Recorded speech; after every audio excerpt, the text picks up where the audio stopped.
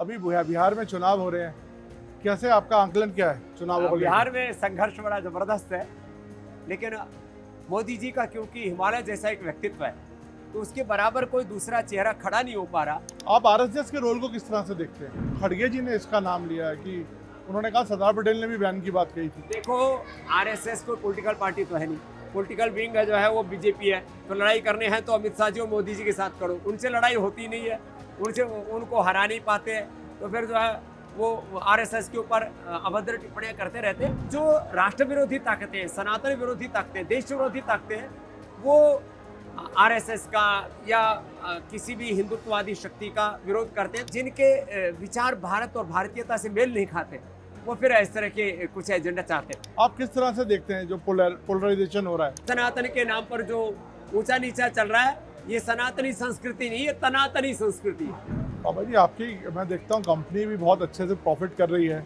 अब मैं एक इस बिजनेस से रिलेटेड इशू पे बोलूँगा कि टैरिफ ट्रंप ने जो लगाया है, इसको लेके आपके क्या विचार है? नहीं, मैंने कहा टैरिफ वार है, टैरिफ टेररिज्म है। तो स्वदेशी क्या इसका आंसर है? स्वदेशी, स्वावलंबन, आत्मनिर्भरता का और अंतिम व्यक्ति के उदय का एक बहुत ही ऊंचा दर्शन है। अभी बिहार में चुनाव हो रहे हैं, कैसे आपका आंकलन क्या है चुनावों को लेकर? बिहार में संघर्ष बड़ा जबरदस्त है, लेकिन मोदी जी का क्योंकि हिमालय जैसा एक व्यक्तित्व है, तो उसके बराबर कोई दूसरा चेहरा खड़ा नहीं हो पा रहा। और मोदी जी का चेहरा, मोदी का चरित्र और मोदी जी का जो योगदान है, वो एक तरह से भगवान के वरदान जैसे है।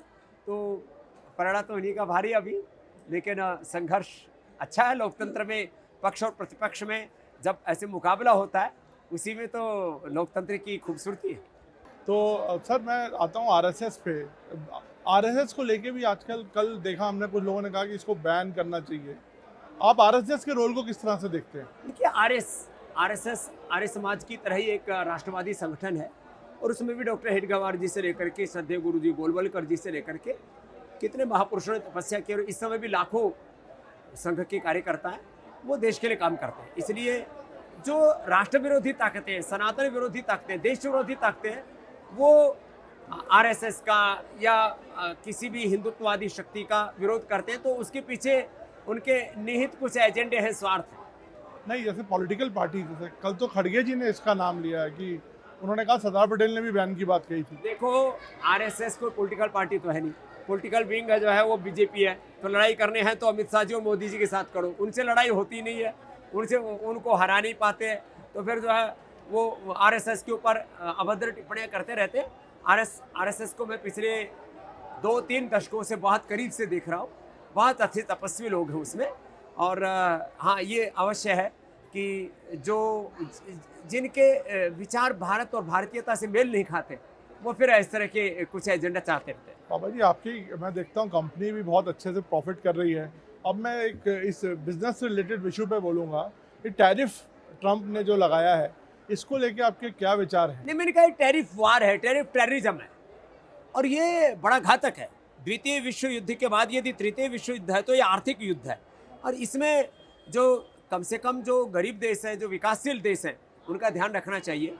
कुछ ताकतवर लोग इतने साम्राज्यवादी, इतने ज़्यादा विस्तारवादी, इतने ज़्यादा गुरूर में आ गए हैं, वो ठीक नहीं है।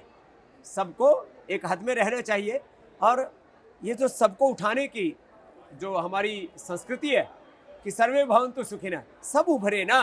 कुछ चंद मुट्ठी भर लोगों के पास यदि पूरी दुनिया की सत्ता, संपत्ति, ऐश्वर्य और सारी ताकत नियंत्रित हो जाएगी, तो पूरी दुनिया में असमानता, फिर अन्याय, शोषण, और फिर संघर्ष, और फिर खून खराबा, ये तो ठीक नहीं होगा। तो स्वदेशी क्या इसका आंसर है? स्वदेशी, स्वावलंबन, आत्मनिर्भरता का और अंतिम व्यक्ति के उदय का एक बहुत ही ऊंचा दर्शन है।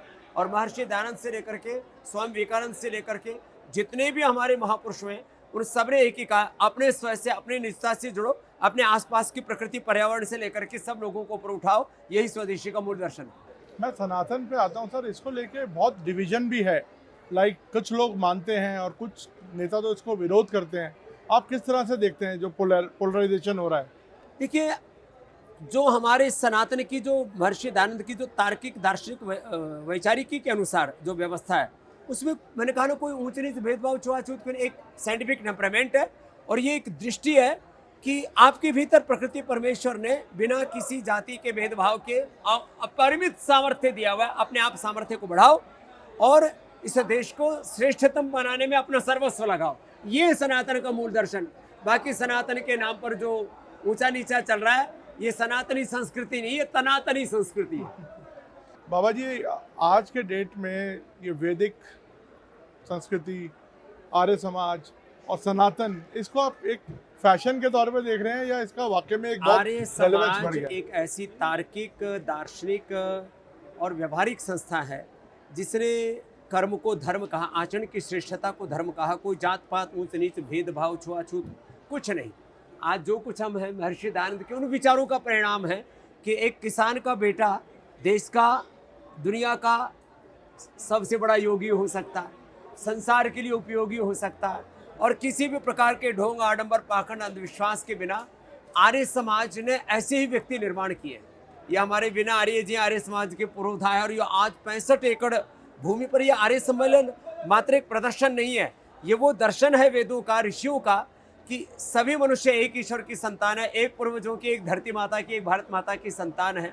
और हम सबको मिलकर के राष्ट्र धर्म को अपना सर्वोपरि धर्म मान करके एक देश का लोकतांत्रिक संविधान और एक भगवान का विधान, ईश्वरीय व्यवस्था, उसका आदर करते हुए हमें जीवन में आगे बढ़ना है। तो ये एक जीवन का मूल दर्शन देता है कि हम अपने मूल से, मूल वेदों से, अपने मूल प्रकृति से, मूल संस्कृति से, मूल स्वभाव से, अपने मूल स्वाभिमान से, निजता से जुड़ करके आगे बढ़ें। उसका आंदोलन है ये आर्य समाज। और भारत की आज़ादी से लेकर के एक व्यक्ति के विचारों में जो पूर्ण स्वाधीनता होती है बिना किसी कुंठा के, वो आर्य समाज महर्षि दयानंद ने दी है। धन्यवाद सर, हमसे बात करने के लिए, शुक्रिया, थैंक यू।